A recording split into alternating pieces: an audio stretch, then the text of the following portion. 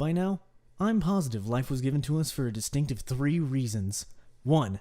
To overcome insurmountable odds. 2. To achieve happiness. And 3. To achieve nirvana through music. In the indie developed title Titan Souls, these are all possibilities that could occur within the time span of just 1 minute, and maybe less, if you're good enough, that is. Hi there, I'm Icarus, and this is Titan Souls.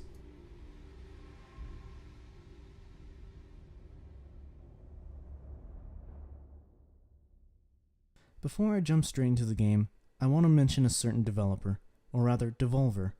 Devolver is way too good at making and publishing games, and I'm worried if they continue, no dev will actually be able to compare to the magnificence that is Devolver's work. But joking aside, Devolver's games just so happen to be consistently good in almost every aspect, and they don't shy away when it comes to something new.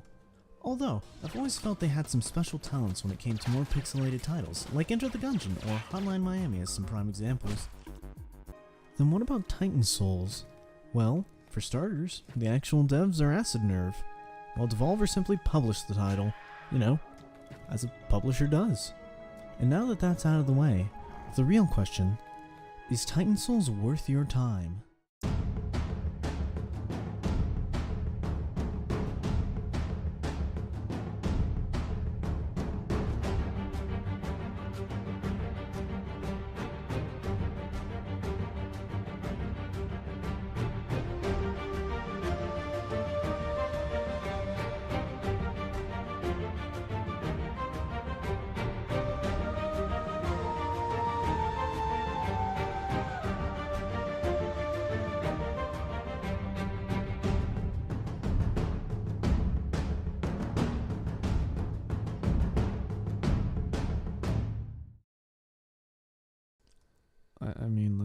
Maybe a little bit. Yes, this game is worth your time, and here's why.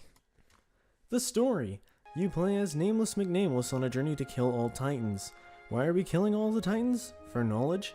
Power? We aren't really sure. All we're sure of is that we've paid a hefty price for our bow and arrow, so we're probably just trying to get our money's worth. Regardless, it's just one arrow that stands between us and whatever is trying to unalive us. And don't worry, you will be unalived. Over and over and over and over. But don't let it get to you. All you need to do to kill a boss is hit its weak point once. Sounds easy, right? It's not. The gameplay. The game instantly recommends the use of gamepad for controls, and from experience I would say it's worth it. The game handles super tight and the aiming is very fair and easy to use. And as I said earlier, you only get one arrow, so put it to good use. But if you just so happen to miss that one boss that moves at the speed of light, worry not, because we happen to be able to draw our arrow back to us by the power of our massive IQ alone. Aside from this, we're left with our trusty legs. Luckily, we've taught them how to roll, and they're damn good at it too. Except for traversing upstairs. Stupid legs, roll upward! Hold the roll button long enough and you'll engage in sprint, which is a good dodging alternative and a fast way to get around. So with these simple mechanics in place, how good are the fights? The fights are absolutely breathtaking and memorable. In fact, I'm not going to showcase a few just because I feel this is an experience that is best left with some surprises. But now, on to the bosses. The bosses range from uncooked spaghetti to pain pasta. Oh, look, a cube. Well, I'm sure if I just... Ah, yet another giant cube. Well, luckily for me, I learned not to stand in front of... Alright, just take it easy, relax, okay. You gotta be Regardless of the difficulty for the fight, every boss has their own niche and unique element they bring to the battle. And almost every boss runs on some sort of gimmick for how to defeat them.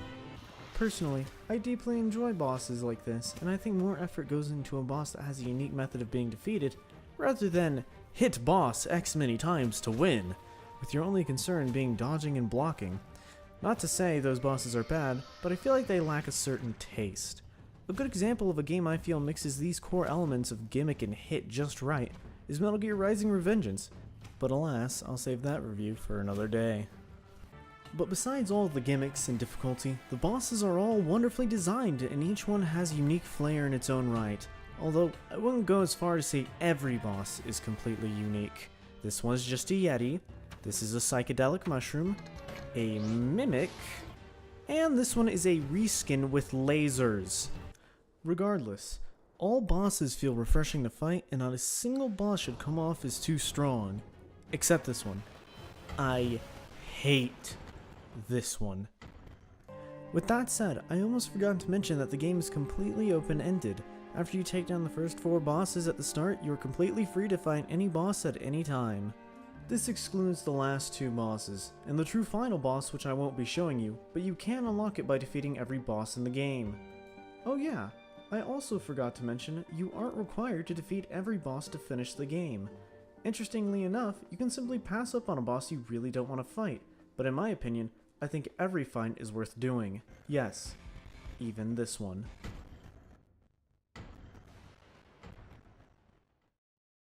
A nice little feature that I felt the game also had was that sometimes the entrance to a boss room isn't always simply open, and you may have to search around a bit or solve a puzzle to access the fight.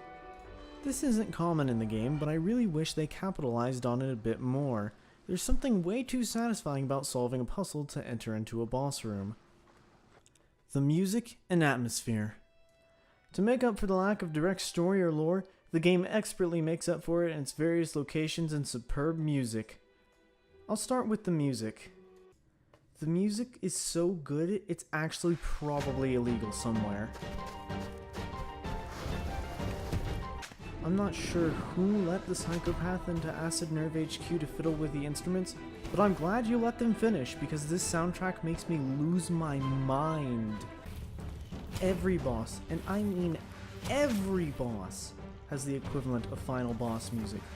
When it comes to me, final boss music should be the music the devs put their heart and soul into. That's how good each song is. Not to mention, the casual music when you walk around the open world is extremely soothing, and even provides some comfort after a harsh battle. Needless to say, I adore the music in Titan Souls to a fault, and if you can't agree with me on the quality of this music, then you are a sad person with bad ears. Also, I will find you! Now, about that atmosphere, it's thick, and I mean thick. Sometimes you'll just walk into a room with strange symbols foretelling of some event or place, while other times the history of an era is a bit more direct. But what I would really like to point out is that this game has a foreboding air, and even perhaps tension. Take for instance when you land that killing blow on a Titan, all music stops, all color fades. It's only you left in a world frozen by your action. With no true understanding of our goal, is what we're doing really just? These Titans aren't really hurting anything. We're more or less here by our own volition as far as we know, so what's our cause? Well, I believe the true ending helps tie things together a bit more, but still, it gives us a bit to think on. And yes, I know this moral dilemma is nearly identical to Shadow of the Colossus. What of it? Lastly, the design choice. Titan Souls has a very unique design as it tends to mix 2D elements with 3D boss assets. Something like this I feel wouldn't really mesh super well, but it seems to work just fine here, so perhaps I am not thinking outside the box enough. Regardless, it looks good and super smooth. Not to mention this is a pretty easy game to run.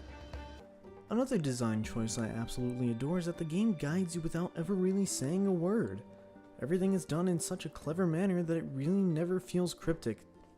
Except for this. Some good examples are how the door indicates how many checkpoints need to be activated before opening. When you reach the checkpoints, they have small circle outlines on them showing how many bosses are in this area, and the direction they're in. It's small details like this that I really enjoy.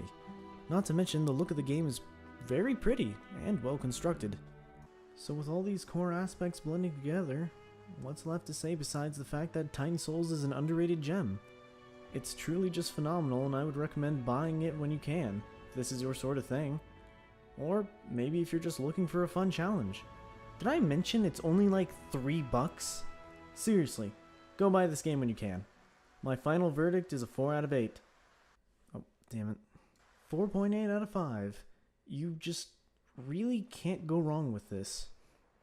And lastly, I would just like to say thank you for everyone who watched this video, and to everyone who supported me in the making of it. It means the world to me to finally have the chance to get started on my dreams, and here we are. So please, Subscribe and I can promise more great content soon. But until then, stay safe and please keep positive.